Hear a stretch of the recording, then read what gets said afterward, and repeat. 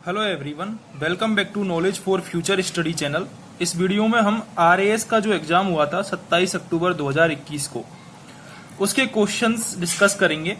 कैसे क्वेश्चन आए थे राजस्थान जीके के और उनके आंसर क्या है, हम इस वीडियो में डिस्कस करेंगे। इससे पहले हम जो सांख्यिकी अधिकारी वाला पेपर था 18 दिसंबर 2021 को हुआ था, उसको डिस्कस कर चुके हैं।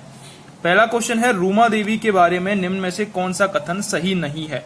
पहला है, उन्हें हस्तशिल्प के क्षेत्र में जाना जाता है। ये बिल्कुल सही बात है, रूमा देवी हस्तशिल्प के क्षेत्र में जानी जाती हैं। सेकंड है, वे जसरापुर खेतड़ी गांव में पली बड़ी। ये गलत है, सेकंड ऑप्शन हमारा गलत है। थर्ड है, उन्हें भारत के राष्ट्रपति द्वारा 2018 में नारी शक्ति पुरस्कार से सम्मानित किया गया। ये बिल्कुल सही बात है। कब मिला था उन्हें नारी शक्ति पुरस्कार? 2018 में मिला था। ठीक है। इसके अलावा उन्होंने हजारों महिलाओं को रोजगार में बढ़ावा देने में अहम भागीदारी निभाई। ये भी सही कथन है। तो 3 कथन सही है, केवल हमारा सेकंड कथन गलत है, जो कि जसरापुर खेतड़ी गांव में पली बड़ी। ये गलत है रूमा देवी के बारे में। ठीक है। तो रूमा देवी इंपॉर्टेंट महिला व्यक्तित्व है। अक्सर हमारे राजस्थान के एग्जाम में देखा जा रहा है कि महिला व्यक्तित्व से संबंधित क्वेश्चन आता ही आता है। किसी भी टाइप का आ सकता है, या तो स्वतंत्रता सेनानियों का आ सकता है, जैसे अंजना देवी चौधरी है, रमा देवी है, नारायण देवी वर्मा है। ठीक है। या फिर हस्तशिल्प के क्षेत्र में, या फिर कला के क्षेत्र में भी आजकल जो हस्तियां हैं वो पूछी जा रही हैं एग्जाम में। ठीक है।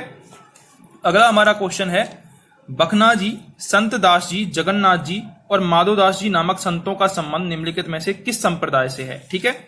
तो संत दास जी रज्जब जी, अगर आपने नाम सुना हो तो, रज्जब जी जो कि सांगानेर के पठान थे, जो जीवन भर दूल्हे के बेस में रहे थे। रज्जब जी जीवन भर दूल्हे के बेस में रहे थे।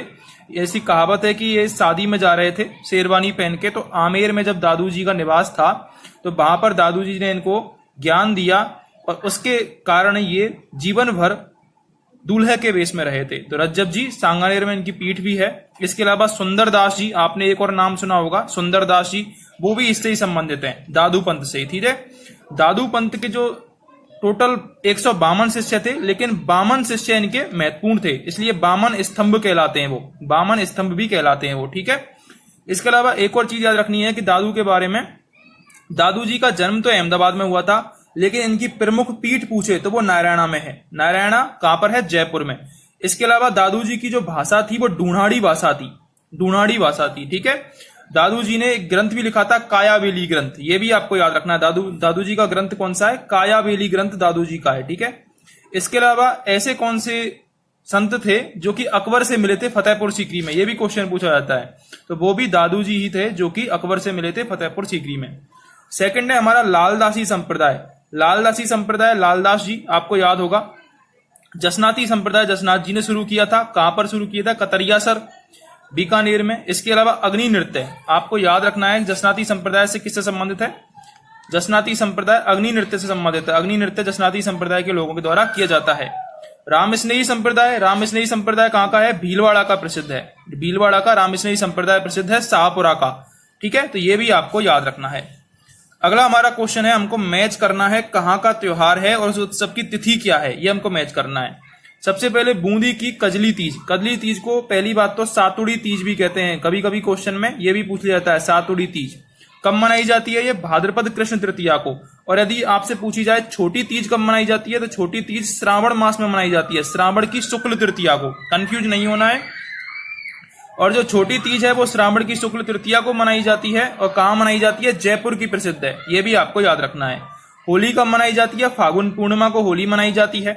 पर्यूषण पर्व, पर्यूषण पर्व किनका है? जैन धर्म से संबंधित है पर्यूषण पर्व, और भाद्रपद माह में मनाया जाता है। इंपॉर्टेंट क्वेश्चन है, जैन धर्म के क्वेश्चन पूछे गए थे पिछली बार आरएएस में। तो पर्यूषण पर्व भाद्रपद माह।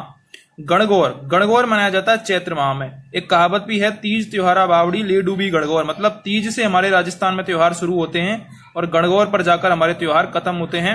गणगौर चैत्र महीने में मनाई जाती है। टोटल 18 दिन का यह त्योहार होता है। ये भी क्वेश्चन पूछा गया है कि गणगौर त्योहार कितने दिन का होता है? होली के 18 दिन तक चलता है होली के बाद। ठीक है। तो ये आपको याद रखना है, चैत्र माह में। तीनों चारों याद हो गए।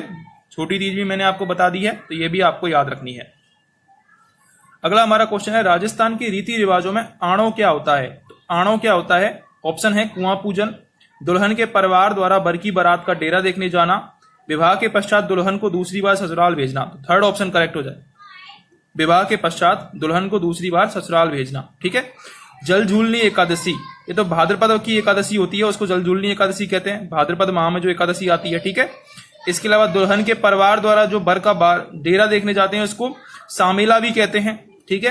कुआं पूजन, कुआं पूजन होता है जब बच्चे का जन्म होता है पुत्र का, तो कुआं पूजा जाता है। ठीक है। तो ये तीनों तो नहीं होंगे, केवल हमारा थर्ड ऑप्शन मैच कर जाएगा। आणो क्या होता है? विवाह के पश्चात दुल्हन की दूसरी बार ससुराल भेजना। ठीक है।